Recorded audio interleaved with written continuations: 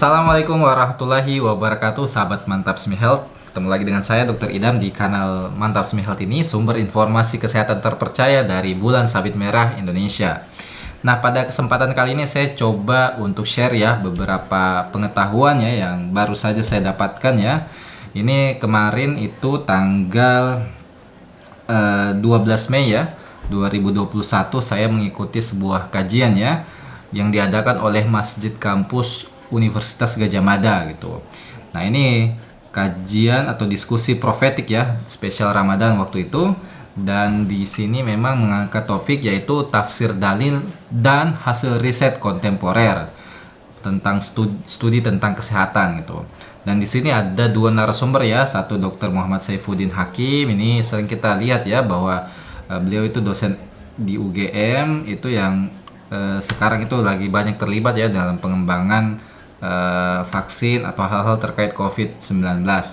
Nah, yang kedua ada juga narasumbernya yaitu Profesor Dr. Ova Emilia. Beliau ini merupakan dokter spesialis ya obstetrik dan ginekologi, meskipun profesornya memang di bidang pendidikan kedokteran ya. Beliau saat ini menjabat sebagai dekan di Fakultas Kedokteran, Kesehatan Masyarakat dan Keperawatan Universitas Gadjah Mada.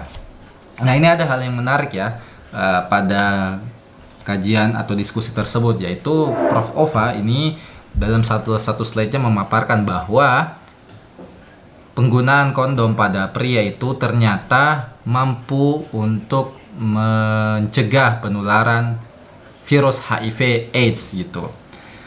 Nah, ini menarik bagi saya karena kita tahu ya pada tahun 2012 ya itu sempat heboh di Indonesia tentang kebijakan untuk pembagian kondom secara gratis ya.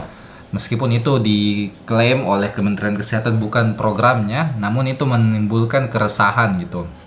Karena dianggap memfasilitasi seks bebas dan juga diketahui bahwa ternyata kondom ini itu tidak mampu untuk menangkal virus HIV karena diameter pori-porinya itu jauh lebih besar dibandingkan diameter ukuran dari HIV. Jadi bisa lewat HIV dengan meskipun dengan penggunaan kondom. Itu yang kemudian isu yang muncul ya, dan saya juga menyetujui hal itu gitu.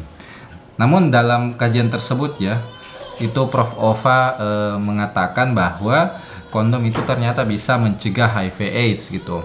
Nah, penjelasan beliau bahwa memang kondom ini ada berbagai jenis ya. Kalau saya melihat di CDC ya, Center for Disease Control and Prevention ya di Amerika Serikat, memang ini ada minimal itu ada 3 bahan utama ya dalam pembuatan kondom, yaitu latex ya. Latex kondom ini yang kemudian bersifat impermeable atau kedap terhadap virus HIV ya.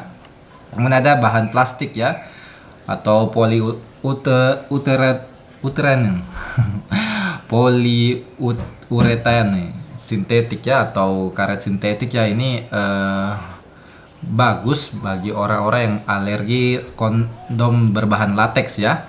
Namun ini juga kadang itu kelemahannya itu sering robek ya atau tidak sekuat dari yang berbahan latex gitu.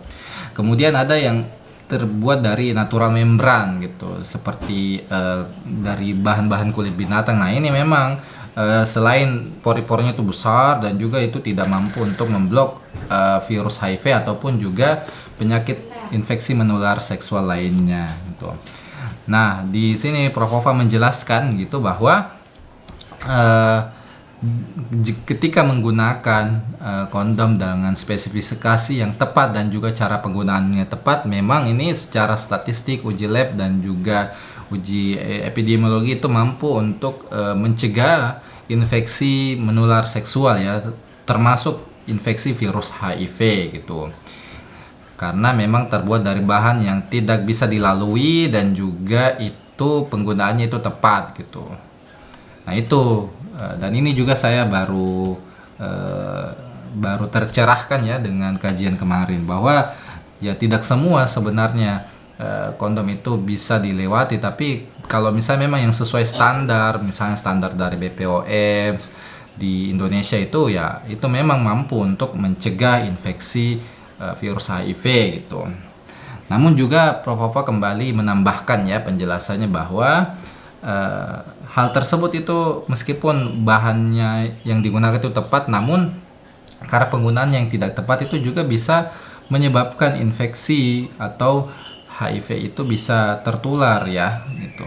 Nah ini teman-teman sekalian ya, di websitenya NHS ya, National Health System, punyanya Inggris Raya ya atau UK, itu dikatakan bahwa bagaimana sih penggunaan yang tepat, yaitu gunakan kondom yang baru setiap akan berhubungan badan gitu, terus tahu letakkan atau pakai kondom segera mungkin ya sebelum adanya kontak seksual, terus gunakan atau hindari penggunaan yang pelumas yang berbahan dasar minyak gitu seperti Vaseline atau baby oil, karena ini sebenarnya akan memperlemah kekuatan dari kondom tersebut dan juga meningkatkan presentasi untuk dia itu terlepas ketika akan digunakan gitu.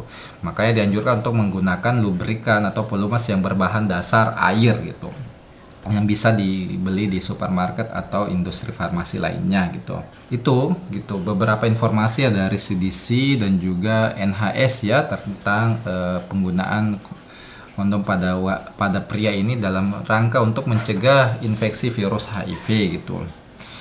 Nah, meskipun misalnya memang berbahan latex itu impermeable gitu dan tidak bisa dilalui oleh virus HIV, namun memang di sini juga CDC bilang bahwa lebih baik kemudian untuk tidak melakukan hubungan ya, itu jauh lebih efektif untuk mencegah gitu infeksi virus HIV ini gitu, dengan meskipun menggunakan kondom, tapi cara yang lebih baik itu adalah menghindari hubungan suami istri bagi orang yang memang terinfeksi virus HIV agar tidak terkena orang lain gitu. Nah, meskipun memang ini merupakan pengetahuan baru ya, fakta baru yang saya dapatkan gitu, namun tetap bahwa kita tidak atau saya tidak sepakat gitu kalau misalnya memang kebijakan tentang pembagian kondom ini secara gratis, karena memang itu merupakan suatu upaya untuk memfasilitasi, kalau saya lihat ya, memfasilitasi orang itu berbuat yang tidak baik gitu. Mestinya itu kalau saya mengusulkan bahwa ini memang tetap dipakai ya, namun kemudian penggunaannya itu yang harus diatur ya.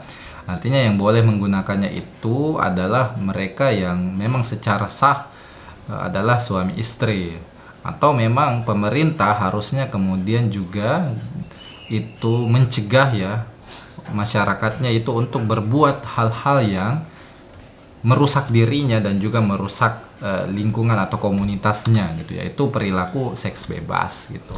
Itu yang kemudian paling baik ya untuk dilakukan untuk mencegah penularan HIV ini gitu. Oke, sekianlah sharing dari saya ya. Semoga tercerahkan ya. Saya ini coba untuk berbagi ke teman-teman, semoga bermanfaat. Jangan lupa untuk memberikan komentar kalau misalnya ada pendapat lain, dan juga share video ini bila dirasa bermanfaat. Sekian dari saya, wabillahi taufik wal hidayah. Assalamualaikum warahmatullahi wabarakatuh.